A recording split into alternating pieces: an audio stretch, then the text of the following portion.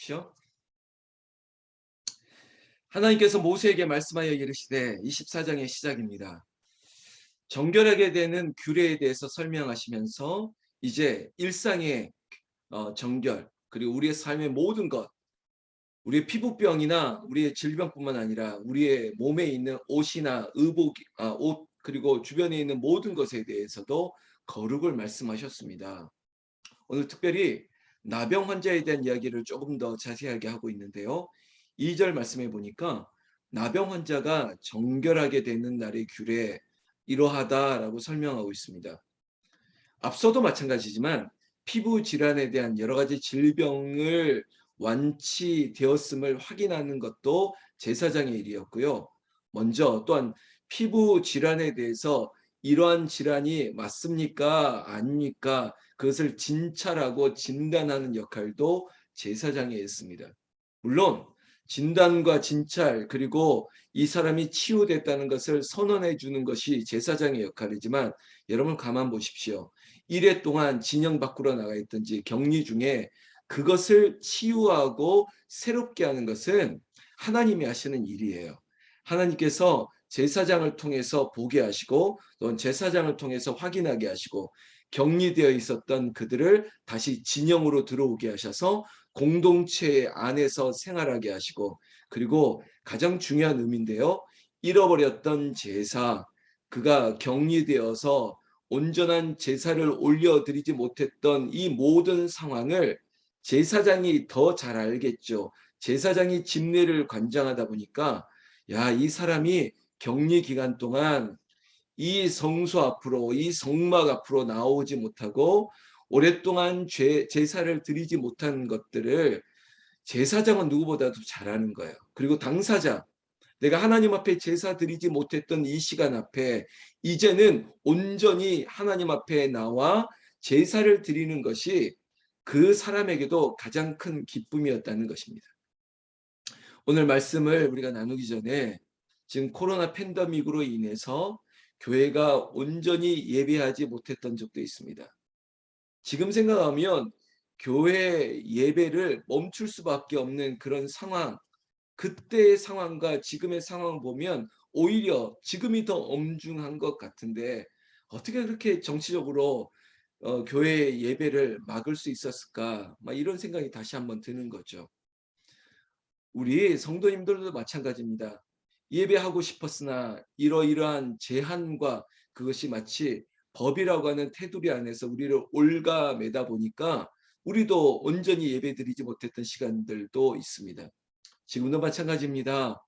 우리에게 있어서 나도 살고 그리고 우리 모두의 유익을 위해서 우리가 또한 거리를 두고 또한 제한을 두고 스스로의 격리를 택하면서 회복을 위해서 애쓰고 있습니다. 이러한 부자연스러운 불편함 속에서 또 저와 우리 예배하는 우리에게 있어서 가장 갈급한 요소 중에 하나도 예배 아니겠습니까? 정말 하나님 앞에 기쁨으로 예배드리고 하나님 앞에 나오고 싶어도 나오지 못한 상황 앞에 안타까워하는 것이에요. 여러분 한국 교회의 귀한 유산 중에 하나가 이거였습니다. 그래 예배드림이 얼마나 귀중하다는 것을 알게 하시는 것이죠. 전쟁 속에서도 교회의 예배가 멈추지 않았는데 이 바이러스가 뭐라고 이 전염병 때문에 예배를 멈출 정도였으니 이제 오미크론 때문에도 지금 감염자도 있고요. 그리고 이로 인해서 지금 일정 기간 격리와 그리고 스스로의 건강을 회복하기 위한 시간을 두고 있는 분들이 많습니다. 절대 부끄러운 일이 아닙니다.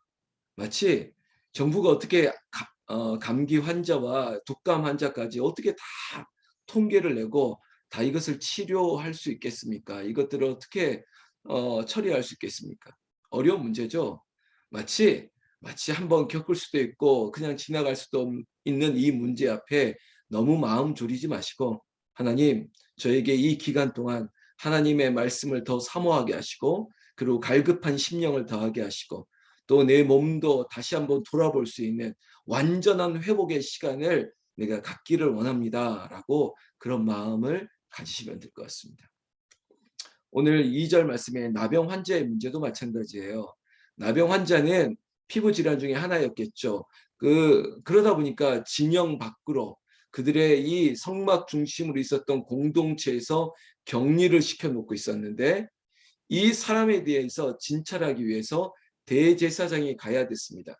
그런데 제사장의 역할도 그 환자를 진영 안으로 들어오는 것이 아니라 마치 왕진을 가는 것처럼 대제사장이 진영 밖으로 나가 그를 만나고, 그래, 네가 이런 질환, 이런 나병이 있으니까 너가 일정 기간 격리를 해라. 그리고 격리 후에 이제 나았는지를 확인하고, 이 확인 절차를 아주 완벽에 가까울 정도로 아주 철저하게 제사장이 진행하고 있는 내용인 것입니다. 그런데 이 진행하는 내용 자체가 마치 제사장이 자신이 위임을 받는 절차처럼 아주 까다롭게 하고 있습니다. 제 표현이 까다로운 게 아니라 완벽하게 확인을 하고 있는 거예요. 자, 다시 이유는 그겁니다. 그 환자, 당사자를 위해서뿐만 아니라 이제 공동체로 돌아갔을 때 공동체의 유익을 위해서까지도 이 모든 부분을 허투루 하지 않는다는 것입니다. 그게 바로 7일입니다. 7일. 여러분, 7이라고 하는 숫자가 야, 이게 과학적인 숫자구나라고 말하는 것이 아니라 유대인의 전통과 관습에 따라서 야, 이것이 완전한 숫자구나, 완전하게 나을 때까지. 그래서 어제도 얘기했죠. 죄의 문제는 아주 완벽하게 처리해야 되는 것입니다. 어설프게 놔둬서 될 문제가 아니에요.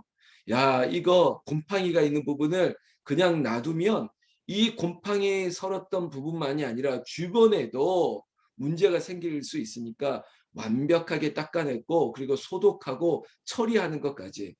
그것이 내 얼굴과 몸에뿐만 아니라 내 의복과 내 주변에, 그래, 내가 있는 일상의 거룩을 위해서 이 거룩을 방해하는 요소들은 다 끊어내려고 하는 결단이 있어야 되는 것이에요.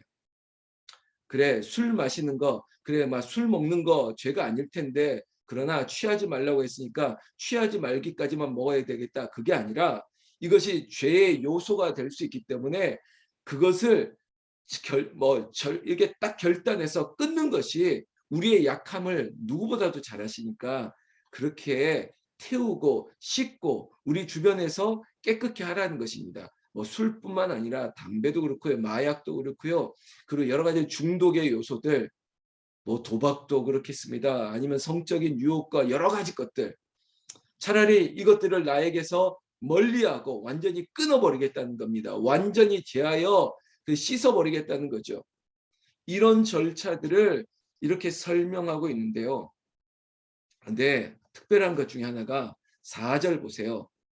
이 나병 환자가 완전히 깨끗함을 입었다라고 했던 그것을 증명할 수 있는 예식 중에 과정 속에 새를 가져옵니다. 살아있는 새를 가지고 오고 그것들 위에 뭐 피를 바르고 뭐 이렇게 해서 결국은 중요한 의미는 살려주고 다시 그 새가 살았던 산으로 들로 내보내주는 거예요. 이거는 우리에게 있어서 죄에 대해서 너희가 묶여있던 것들을 이제는 속죄하고 깨끗게 하고 그리고 너희를 자유케 하겠다라고 하는 지금 우리에게 영적 교훈인 것이에요. 그래, 우리가 이러이러한 질병처럼 이러이러한 죄에 물들었다가 묶여 있을 수 있으나 그러나 예수 그리스도의 피, 그 능력 보혈로 말미암아 속죄함을 얻고 그리고 자유함을 얻어서 새 사람이 된 거예요. 그러면 자유한 것이죠. 그런 기쁨을 누리라는 것입니다. 그리고 나서요, 성경 말씀 10절에 보면 8째 날에 7일을 마치고 완전히 완치한 것을 알려드릴 수 있는 것이 뭐냐? 그것은 하나님 앞에 나와 제사를 드리라는 거예요. 뭐 속죄제, 속건제, 그리고 뭐 번제, 이러한 제사를 통해서 하나님 앞에 내가 나음을 입었습니다. 하나님, 이제 주님 앞에, 하나님 앞에 나와 온전한 예배를 드릴 수 있습니다. 라고 하는 감사로 하나님께 영광을 돌리라는 것이에요. 이것이 후반부에 있는 얘기입니다. 여러분, 우리가 어려움을 당할 수도 있습니다. 어쩌면 죄에 대해서 공격을 당할 수 있습니다. 죄에 빠질 수도 있습니다. 그러나 우리는 나음을 입을 수 있습니다. 자유함을 입을 수 있습니다. 그러나 그 자유함, 그 속죄함, 이 은혜를 누구를 통해서 얻었냐? 지금 우리는 예수 그리스도 통해서 얻은 거예요. 복음서에 보면 누가복음 17장에 보면 이런 얘기가 나옵니다. 예수님께서 예루살렘을 가시기 위해서 사마리아와 갈릴리를 지나가시다가 거기에서 나병 환자 10명을 만나게 되는 거예요. 나병 환자들이 예수님이 지나가는 길 저 멀리서 예수님이 지나가는 것을 보시고 소리를 지는 것입니다.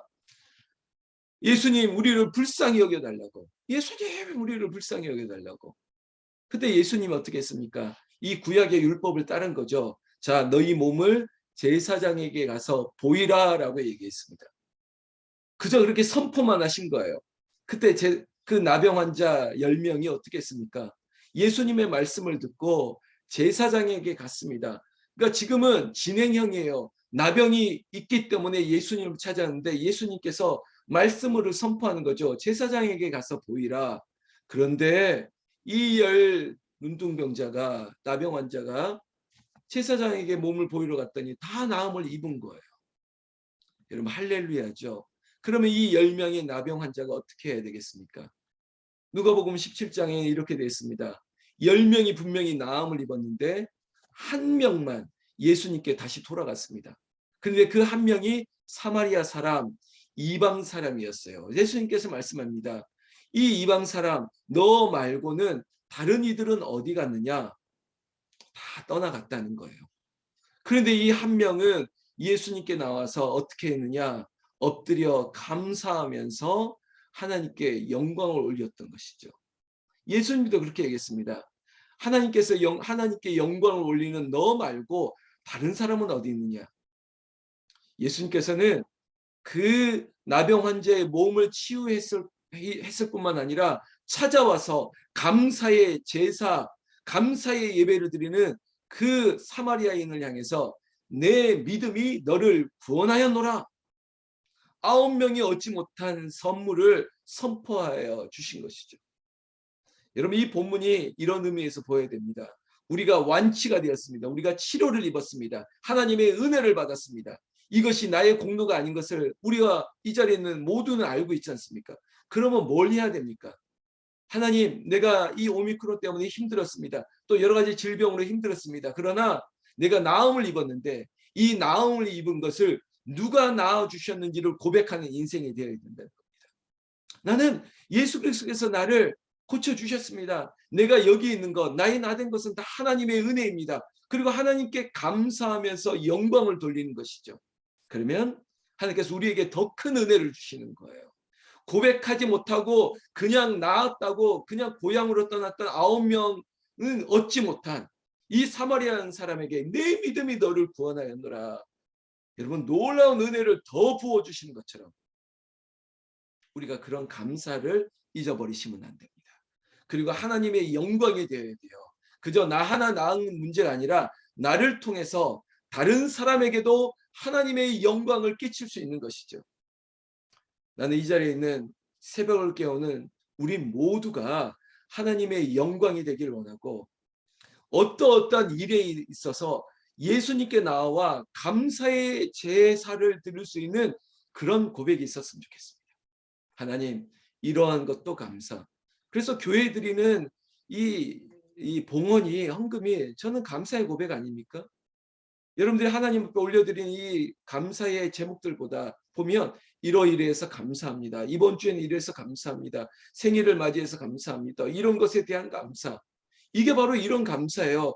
치유하시고 완치하시고 그리고 또한 우리의 믿음은 더 큰 감사로 나아가는 거죠. 고쳐주실 것을 믿고 감사하고 치유받은 것만 감사할 뿐만 아니라 모든 것이 감사, 모든 것이 하나님의 영광이 되기를 원합니다.